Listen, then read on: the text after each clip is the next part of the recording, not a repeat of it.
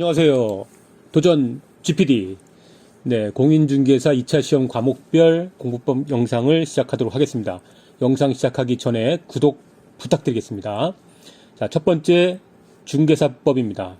중개사법은 누구나 다 그렇게 생각하죠. 아주 쉽습니다. 가장 쉽고요. 그래서 80점 이상을 받아야 하는 전략 과목입니다. 이게 왜 쉬우냐면요. 다른 과목에 비해서 어려운 암기 내용이 적습니다. 물론 행정처분, 행정형벌 그런 거 있죠. 1년 이하의 징역, 3년 이하 징역, 절대적 등록 취소 이런 것들, 그런 부분은 암기할 양이 많지만 그것들은 나중에 공부하시면 되겠습니다. 그리고요, 제가 많이 강조드리는 것이 이 암기는 글자로 암기하는 게 아니라 이미지 사진으로 암기하는 거라고 늘 말씀드렸었잖아요. 거기에 참 가장 맞는 교수님이 유튜브에서 검색해 보시면 에듀윌의 임선정 교수님이라고 계세요. 그분이 그림 암기법이라고 하는 것을 강의하시는데 이거 공부하시면 아주 큰 도움이 됩니다. 자, 그리고 두 번째요. 두 번째는 나만의 암기 팁을 만드는 거예요. 그중 대표적인 게 스토리텔링을 이용한 방법인데요. 한 가지 제가 예시를 한번 드려볼게요. 12장에 보시면 부동산 거래 신고라는 단원이 있고요. 그 내용 중에 토지거래 허가 구역, 그 중에 토지거래 허가 기준 면적이라는 게 나와요. 주거 60, 상업 공업지역 150, 녹지지역 200제곱미터 초과. 요게 토지거래 허가를 받는 기준 면적이거든요. 네, 이게 저는 이걸 이렇게 외웠어요. 자, 보실까요? 자, 요 토토 요거 마침 또 같은 글자기도 하죠. 토요일에 땅 사러 가야 하는데 허가 받고 가래요. 이렇게 스토리텔링을 하는 거예요. 이야기를 만드는 거죠. 그래서 요게 뭐냐면 허가 받고 가래 그랬잖아요. 그래서 이제 허가를 받는 기준이 되는구나 이렇게 생각하시면 됩니다. 또 이렇게 외웁니다. 그럼 허가 기준이 뭐예요? 그랬더니 초과 근무를 해야 된대요. 초과 근무를 하고요. 주 6일 근무를 해야 된답니다. 그렇게 되면 일하는 이 상공인들, 소상공인들, 우리 상공인들 열받죠? 상공인들 열받네. 이 열받네 뭐냐면 열은 10입니다. 반은 5고요. 그래서 열받네는 1하고 5해서 150이라고 제가 기억을 했습니다. 열받네. 왜? 녹봉 꼴랑 200만 원 주면서 초과 근무도 하고 주 6일 근무하래. 이렇게 얘기를 만들었어요. 다시 한번 해볼까요? 토요일에 땅 사러 가야 하는데 허가 받고 가래. 허가 기준이 뭐예요? 라고 물어보니까 초과 근무도 해야 되고 주 6일 근무도 해야 된대요. 그러면 상공인들 열받네. 녹봉 200만 원. 대충 눈치채셨죠? 이게 뭐죠? 네, 초과입니다. 초과. 이상 이하 아니에요. 초과. 얼마를 초과해야 되느냐? 그러면 주거지역은 60제곱미터, 그 다음 상업지역, 공업지역은 열받네, 15, 150제곱미터, 또 녹봉 200만원은 뭐죠? 네, 녹지지역 200만원, 이것을 초과하면, 토지거래 허가 기준 면적을 초과하기 때문에 토지거래를 허가받아야 한다는 내용이죠. 이런 식으로 여러분들 나만의 암기 팁을 만드시는 거예요. 나만의 암기법을 만드셔서 저는 이제 예시를 스토리텔링으로 드렸는데요. 연상 암기법도 있으니까 그런 거 여러 가지 활용하셔서 암기하시면 되겠습니다. 자, 참고로 요거는 이번에 33회 문제 나왔죠. 요거는 보는 순간 정답은 60, 150, 200 이거였습니다. 2초 만에 풀 수 있었죠. 자, 그럼 다음은 공법 말씀드리겠습니다. 공법은요, 참 숫자가 많죠. 그쵸? 숫자가 많은데 그 숫자는 나중에 외우시면 돼요. 근데 그 숫자 중에 뭐 몇 년 하는 건 어쩔 수 없는데요. 가장 머리가 아픈 게 이 면적이에요. 면적 얼마 이상, 얼마 이하 뭐 이런 것들이 많이 나오는데요. 이게 왜 또 어렵냐면요. 이 면적에 감이 없어요. 우리가 10제곱미터, 아니 84제곱미터 뭐 이런 것들은 우리가 쉽게 감이 오는데요. 그렇지 않고 뭐 10만 제곱미터, 30만 제곱미터 그러면 그 감이 안 와요. 그래서 이 거리나 특히 이 면적에 대한 감을 먼저 익히신 이후에 공부하시면 좋습니다. 그럼 이 면적에 대한 감을 익히기 위한 좋은 방법이 뭐가 있냐면요. 네이버 지도 있죠. 카카오톡 지도도 괜찮고요. 저는 이 네이버 지도를 많이 봤는데요. 네이버 지도에 보시면 지적 편집도라는 게 나와요. 한번 보시면서 한번 말씀드려 보겠습니다. 자, 여기에 네이버 지도예요. 네이버 지도에 오른쪽에 보시면 여기 지적 편집도라고 나와 있어요. 요걸 한번 눌러볼까요? 이렇게. 그러면 여기 어떻게 나오나요? 제1종 일반 주거지역, 3종 일반 주거지역, 준주거지역 이렇게 막 나오죠? 여기 보시면 자연 녹지지역 이런 것도 나오고요. 특히 이런 것들은 우리 동네 지도를 보시는 거예요. 우리 동네 보셔야지 더 이해가 쉽고 기억이 더 오래 가기 때문에 다른 지역 보지 마시고 우리 동네를 보시면 되겠습니다. 자, 여기 볼까요? 요거를 스크롤 해가지고 확대를 해보시면요. 뭐 이런 식으로 나옵니다. 이러면, 여기에 용도 지역 같은 것들 나오고요. 지번이라든가 이런 지목 이런 거 다 나오죠? 네, 이렇게 보시면, 이런 지역이 이런 용도 지역이고, 이렇게 지목이 되는구나, 지번이 되는구나, 라는 걸 감을 잡으실 수가 있으실 거예요. 또 하나 보실까요? 자, 어디 볼까요? 여기 한번 볼까요? 네. 여기 한번 보겠습니다. 자, 요 정도 지역이, 요 정도가 면적이 어느 정도 될까요? 보시면, 요 오른쪽에 보시면 또 면적이라고 나와 있어요. 요 면적 한번 눌러볼까요? 면적 누르신 다음에, 여기서, 클릭, 또 클릭. 이렇게 테두리를 그어보는 거예요. 이렇게 클릭, 대충 클릭, 이렇게 하면 여기 면적이 나오죠. 면적이 15만 3천 정도 나오네요. 이 정도 면적, 이게 우리 아파트거든요. 이 정도 면적이 약 15만 정도 되는구나 라고 아실 수가 있죠. 그렇죠? 네. 그리고요, 여기 보시면 저장도 있고요, 인쇄도 있습니다. 저장도 하시고요, 인쇄하셔서 펴놓고 보시면 더 좋을 것 같습니다. 좀 더 볼까요? 이번에는 좀 넓게 보겠습니다. 이렇게 넓게 보면 다른 지역들도 나오고요. 이런 거 좋겠네요. 뭐 재정비 촉진 지구 이렇게 나오죠. 이런 것들은 공법에서 재개발이나 재건축 같은 거 공부하실 때 도움이 아주 많이 되실 것 같습니다. 자, 이렇게 네이버 지도를 활용하시면 아주 좋을 것 같습니다.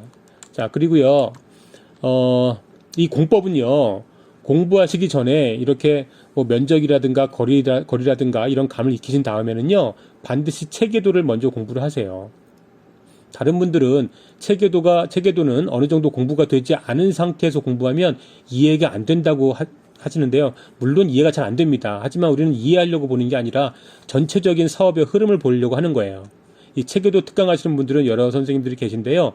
유튜브에서 고상철 교수님, 저는 고상철 교수님이 괜찮았던 것 같아요. 그래서 고상철 교수님 그 강의를 들으시고요. 처음에 어차피 이해하고 암기하려고 하는 거 아니니까요. 흐름만 알려고 하는 거니까요. 천천히 듣지 마시고요. 2배속으로 해가지고 빠르게 들으시면 될 것 같습니다. 그리고 아까 이 지도에서도 말씀을 드렸었는데요. 이 지도는요. 다시 한번 말씀드립니다. 실제 기억하기 좋은 우리 동네를 예시로 하는 게 좋아요. 또 우리 동네에 보면 재개발하는 그런 재개발이나 재건축이나 이런 추진하는 지역이 있을 거예요. 그런 경우엔 내가 추진위원장이 됐다, 또 조합장이 됐다, 이렇게 생각하시고 공부하시면 좋습니다. 자, 다음은요. 공법이 어려운 이유 중에 하나가 숫자가 참 많이 나오죠. 근데 처음에 공부하실 때는요, 이 숫자 같은 어려운 암기 또는 암기 내용이 방대한 것들은 대충 봐라, 제껴라 라고 제가 지난 영상에서 말씀을 드렸어요.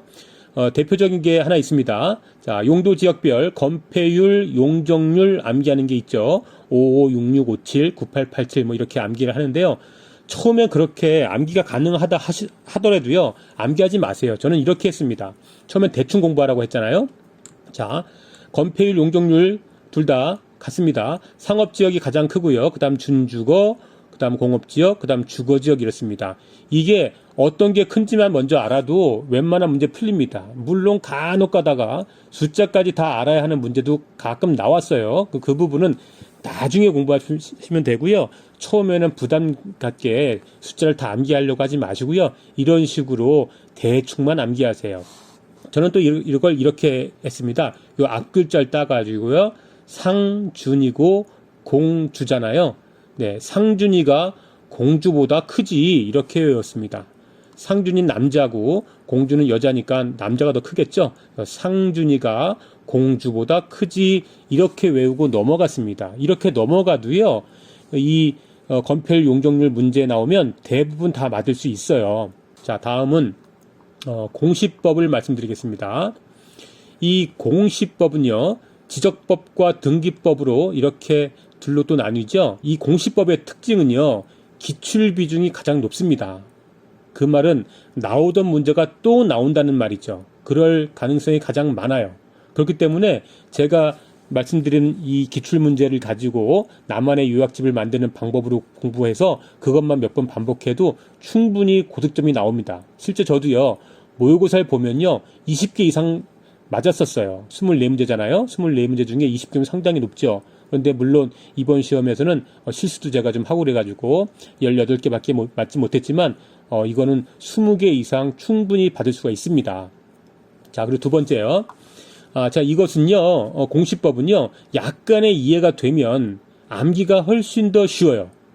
그래서 이 지적법에 나오는 지적 공부 또는 등기법에 나오는 등기부 양식 같은 것들을 보면서 이해하셔야 합니다. 그 도면들이 있죠. 네, 임야도도 있고 지적도도 있죠. 그런 도면이나 또는 각종 대장들, 건축물 대장이나 토지 대장 같은 대장들 또는 뭐 경계점, 좌표, 등록부 이런 많은 양식들이 있습니다. 이런 것들은요. 기본서에 보면 양식이 웬만큼 다 나와 있어요. 그리고 안 나오는 것들 혹시 있다면 네이버에서 검색하면 양식이 다 나옵니다. 그것을 보시고 출력을 하든가 복사를 하시든가 하셔서 그거를 펴놓고 공부를 하시면 훨씬 이해도 잘 되고요. 훨씬 암기도 잘 됩니다. 또 마지막으로요. 이 중개사법, 공시법, 공법은 같이 공부하시는 게 좋습니다. 예를 들자면 공법의 농지법 있잖아요. 그 부분은 중개사법 보시면 저 뒤쪽에 보시면 중개실무에 경자 유전, 농취증 관련된 거, 위탁 경영 뭐 이런 식으로 해가지고 내용들이 많이 나오는데 그게 또 공법과 또 중복이 되죠. 그래서 이런 것들은 같이 공부하시면 훨씬 더 이해도 쉽고요. 암기도 더 오래 갑니다. 자, 마지막으로 세법입니다. 이 세법은 제가 사실 좀 드릴 말씀이 없어요. 왜냐하면 저는 이 공시법을 워낙에 자신이 있었기 때문에 공시법은 20개 정도 맞을 수 있다. 그리고 세법이 16문제 나오잖아요. 그 중에서 뭐 다 찍어도 3개 정도 맞으니까 그렇다면 뭐 23, 4개 정도 맞으면 그렇다면 충분히 60점은 나오니까 저는 세법을 포기를 했어요. 근데 뭐 이번에는 뭐 운 좋게 세법에서 조금 찍은 것도 맞고요. 또 나중에 복수 정답 처리된 게 하나 있고 그래가지고 16개 중에 6개를 맞게 됐죠. 물론 공시법은 평소 모의고사보다 못 봐서 18개밖에 못 맞았지만 2개 합쳐가지고 60점을 받을 수 있었습니다. 세법은 아예 포기하고도 60점을 받을 수 있었죠. 제가 말씀드리는 이 공부법으로 말입니다. 자, 이 세법은 뭐 그래도 말씀드리겠습니다. 세법은요, 제가 또 도움이 됐던 게 유튜브에 보시면 박문각인가요? 거기서 그 세법 교수님하고 학계론 교수님하고 같이 만드신 게 있는데 그게 참 머릿속에 아주 잘 들어오더라고요. 뭐 개세라고 하면 할 거예요. 제목이. 거기에 보시면 거지보국, 뭐 취재 종양 뭐 이런 거 나오고요. 국세, 지방세 분류하고 물납 가능한 거, 분납 가능한 거 이렇게 다 나와요. 이거 보시면 도움이 되실 것 같습니다. 그리고요. 세법은 다시 말씀드리지만 이거는 암기할 게 너무 많아요. 또 거의 다 숫자입니다. 그러니까 처음부터 공부하지 마시고요. 이건 나중에 공부하시면 됩니다. 중개사법, 공법, 공시법 다 공부하신 이후에 나중에 세법을 공부하시면 되겠습니다. 그리고 이것도요, 마찬가지입니다. 앞서 말씀드린 것처럼 스토리텔링 암기법을 활용하시면 좋은데요.